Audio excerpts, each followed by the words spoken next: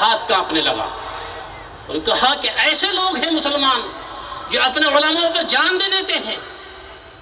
اور فوراً اس نے حضرت کی رہائی بھی کی اور ان کو بھی جو ہے رہا کر دیا ہے۔ اس طریقے سے جو ہے پھر ہمارے اکابرین نے جب یہ دیکھا کہ جہاں یہ حالت تھی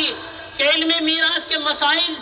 معلوم کرنے کے لیے آدمیوں کو مفتی کی ضرورت نہیں پیش تھی، اس وقت یہ حالت آگے ملک کے اندر کہ اگر کوئی آدمی دنیا سے رخصت ہو جاتا اس کی نماز جنازہ پڑھانے کے واسطے آدمی نہ ملتا۔ جس کے گھر سے کسی آدمی کا انتقال ہوتا وہ رونے پیٹنے کی بجائے اس کو سب سے پہلے یہ فکر ہوتی کہ تجہیز و تکفین کے ساتھ میں اس کے نماز جنازہ کون پڑھائے گا۔ تاریخ میں آتا ہے وہ، چونکہ یہاں تو اس کا وجود ممکن آپ لوگ اس کو شاید سمجھ پائیں گے نہیں سمجھ پائیں گے، شمال ہند کے اندر سارے آفتیں آئی ہیں، چنانچہ لوگ جس کا آدمی کا انتقال ہو جاتا وہ نہلا دہلا کر اس کو تلاش کرتے کوئی نماز جنازہ پڑھانے والا ہے، اگر نہ ملتا تو اس کو اٹھا کر دوسرے گاؤں میں جاتے، وہاں تلاش کرتے، وہاں کوئی نہ ملتا تو تیسرے گاؤں میں جاتے، وہاں تلاش کرتے نماز جنازہ پڑھانے والا، اور جب اتفاق کی بات اگر کوئی نہ ملتا تو اس کو بغیر نماز جنازہ کی تدفین کر دی جاتی اور اس کی قبر پر ایک جھنڈی گاڑ دی جاتی جو اس بات کی علامت ہوتی کہ وہ بدنصیب ہے جس کے انتقال ہوا اور نماز جنازہ پڑھانے والا اس کو کوئی نہیں ملا۔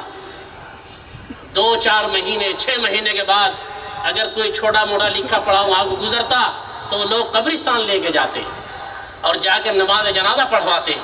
ان بیچاروں کے مسئلہ کہاں معلوم تھا کہ اگر نماز جنازہ نہ پڑھائی جائے کسی مجبوری کی وجہ سے تو 3 دن کے بعد نماز جنازہ ساقط ہو جاتی ہے، مردے کے پھولنے اور پھٹنے کے بعد پھر اس کے اوپر نماز نہیں پڑھائی جا سکتی۔ اگر ان کو کہاں مسائل معلوم، 6 مہینے کے بعد بھی اگر کوئی آتا تو قبرستان لے جاتے اور نماز جنازہ پڑھواتے۔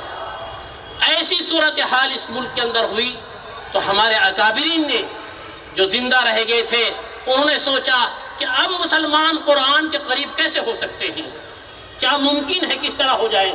تو ہمارے اکابرین نے بیٹھ کر یہ طے کیا ہے کہ چھوٹے چھوٹے مکاتب سارے ملک کے اندر بنا دیے جائیں،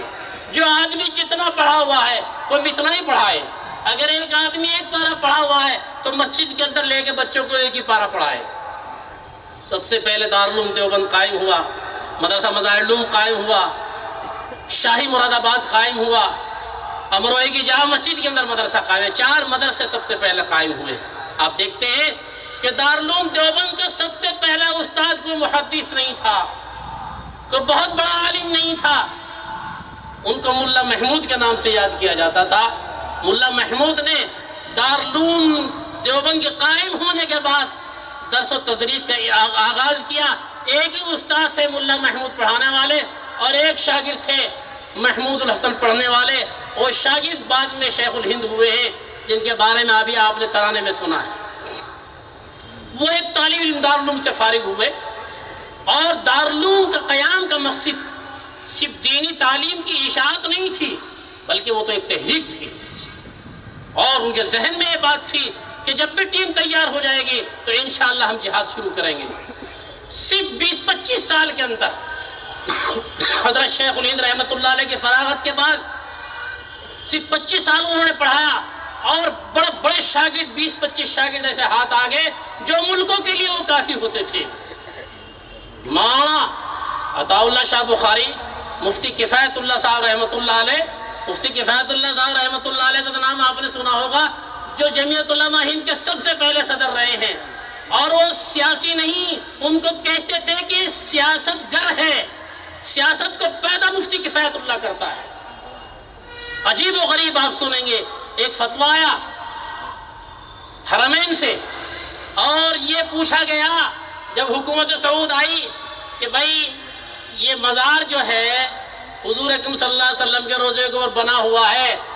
اس کو توڑا جائے کہ رکھا جائے۔ مسئلہ شروع ہو گیا کہ بنا القبر جائز نہیں ہے مسئلہ۔ تمام دنیا کے مفتیوں کو پوچھا گیا،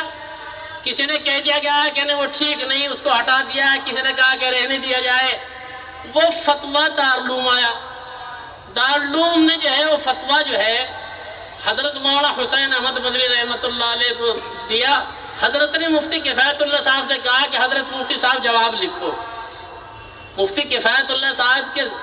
دماغ کی بات دیکھیے،